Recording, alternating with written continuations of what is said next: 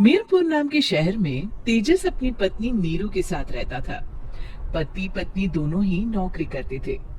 एक दिन तेजस गांव अपनी माँ के पास फोन करता है। हेलो, प्रणाम माँ।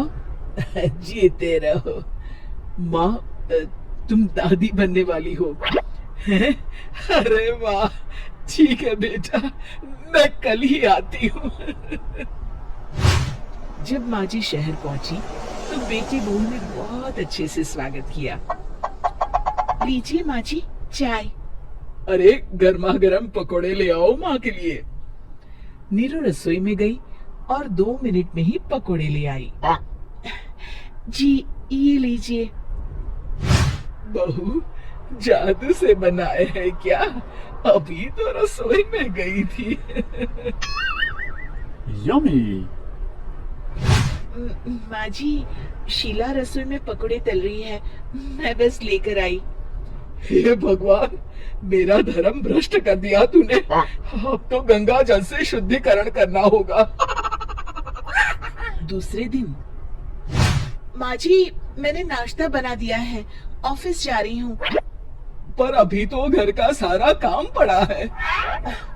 शीला आती ही होगी, झाड़ू पोछा बर्तन कपड़े वो सब कर लेगी। हमारे जमाने में घर का सारा काम हम ही करते थे। जी माँ जी, आप बहुत होशियार हैं, मैं घर ऑफिस दोनों नहीं संभाल पाती।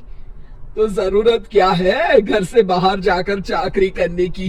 वैसे भी घर का काम खुद करने से घर में बरकत आती है, समझी? पर माँ जी, पर वर कुछ नहीं, इस महीने की पगार मिले फिर ऑफिस बंद है। हाँ।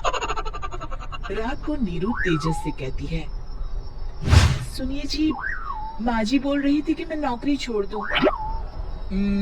वैसे ठीक ही तो है, अभी तुम्हें आराम की जरूरत है।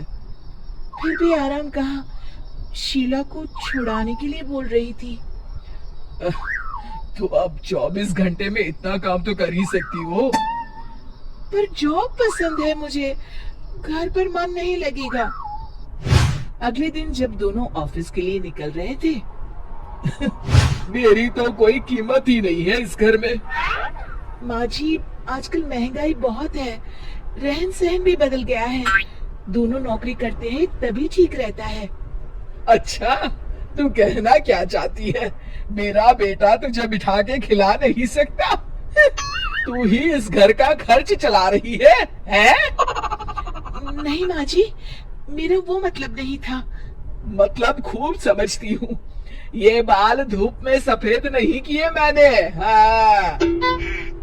अब तो ये रोज का काम हो गया था। तेजस भी रोज की झिकझिक से परेशान हो गया था। एक दिन उसने कहा, नीरू, वैसे भी तुम्हें मैटरनिटी लीव मिलने वाली है, तो अभी से ही छुट्टी ले लो।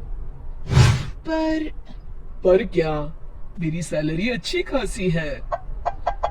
आखिर नीरू ने रिजाइन कर दिया। जब बच्चा हुआ तो घर में सब बहुत खुश हुए। कुछ दिनों बाद तेजस फाइल देख रहा था। क्या हुआ तेजस, कुछ परेशान लग रहे हो? अब हाँ, वो हमारी जितनी सेविंग्स थी वो तो हॉस्पिटल में और छठी के फंक्शन में खत्म हो गई है नीरू।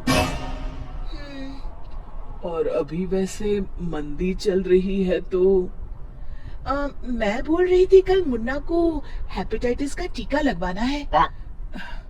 नीरू, क्या पोस्टपोन नहीं कर सकते? नहीं जी, बिल्कुल नहीं। अब तेजस को समझ में आ रहा था कि उससे गलती हुई है। पैसों की कमी का असर घर के माहौल पर भी पड़ रहा था। अगले दिन, बेटा मेरा चश्मा और ये दवाइयाँ ले आना, पर्चा देते हुए माँ जी ने कहा। जी।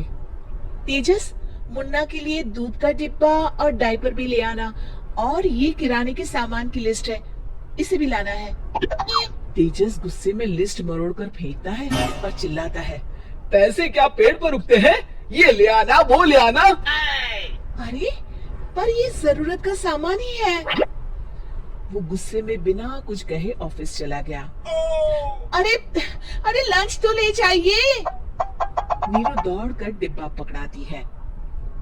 एक दिन खाना खाने के बाद, नीरू, अब तो मुन्ना कुछ बड़ा हो गया, तो अब तुम वापस ज्वाइन कर लो ना जॉब। पर इस रिसेशन में जॉब मिलना बहुत मुश्किल है, ट्राई तो करो।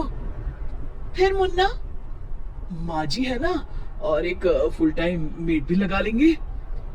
पर माँ जी, उन्हें तो पसंद नहीं।